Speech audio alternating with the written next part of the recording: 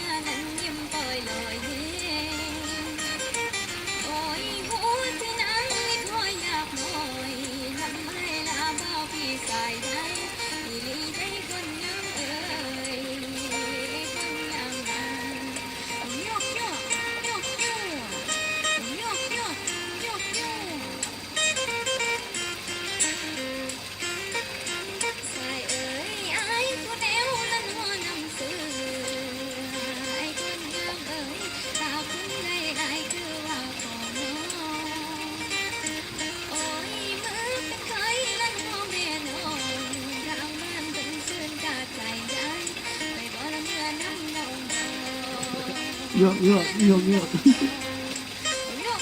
ะ